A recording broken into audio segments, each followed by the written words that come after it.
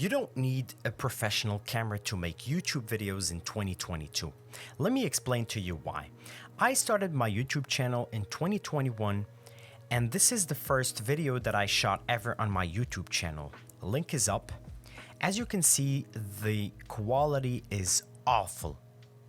But today's video, I'm also recording on the same phone as my first video, so all it came down was not to change my phone, but to invest in some good lighting and some good audio equipment. In today's video, we are going to look at a couple of phones that are worth picking up in 2022 so you can jumpstart your YouTube career. So without further ado, let's hop on your internet and compare some of them.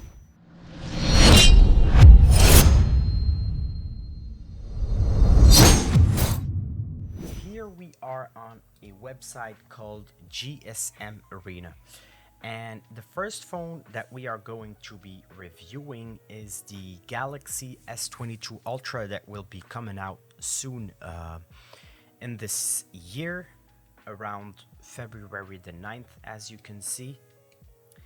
And let's scroll down to the camera specifications.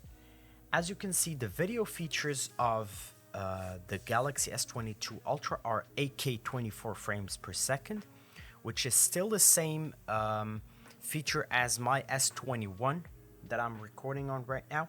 You will have 4K 30 and 60, which I use mostly to record. I rarely use the 8K 24 frame.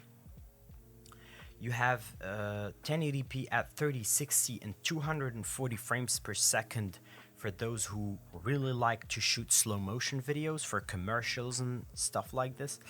Then you have 720, 90, 960 FPS, which is an apart feature called super slow motion. You have HDR10 Plus, which is the same as 10-bit video, which is not really used for mobile videography. It's really more in big production environments that this is really going to be important. This was it for the Galaxy S22 Ultra. Now let's look at the Sony Xperia 1 Mark III that also came out in 2021, which is a little bit older than the S22 that will come out this year. And as you can see right here, the video features on this one are 4K 25, 24, 30, 60, and 120. This is one of the few phones that can shoot 4K at 120 frames per second, which is a really nice feature, I think. And you have 1080p, 30, 60, 120, and 240 frames, which is similar to the Galaxy S22 Ultra. It has also 5-axis gyro stabilization. It also has on-image in-body image stabilization, like they call it. So for video, it's a pretty solid phone. If you have the phone, I highly suggest you start making videos on it. And if you don't, it's okay. You can consider other options. And for the third one, we have the iPhone 13 Pro Max, which I tested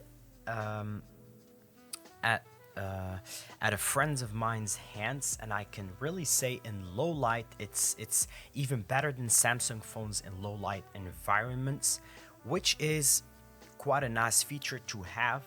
Right now I'm currently recording on a mobile app that is called ProShot.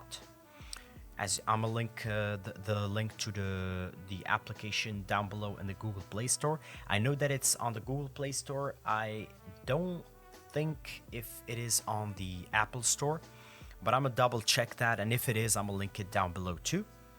And as you can see, the iPhone 13 Pro Max has 4K 24, 30 and 60, 1080p all the way up to 240. It has 10-bit HDR, which is the equivalent at Samsung's HDR10 Plus.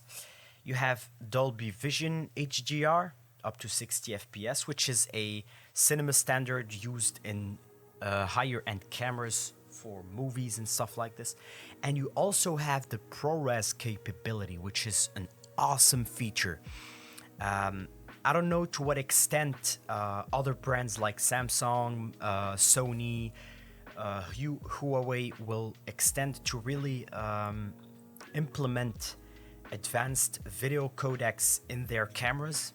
We'll see to where this leads up, which is also a very nice feature.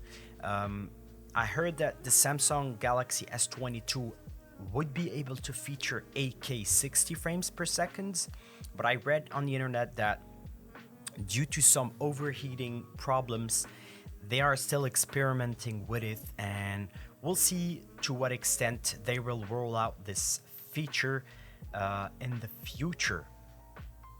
Yeah, this was it for the phones review. 3 phones that really stand out from the crowd, that are really good for a lot of things. This was it for today's video, guys. A little summary about quite the best smartphones to pick up in 2022 if you don't already have one.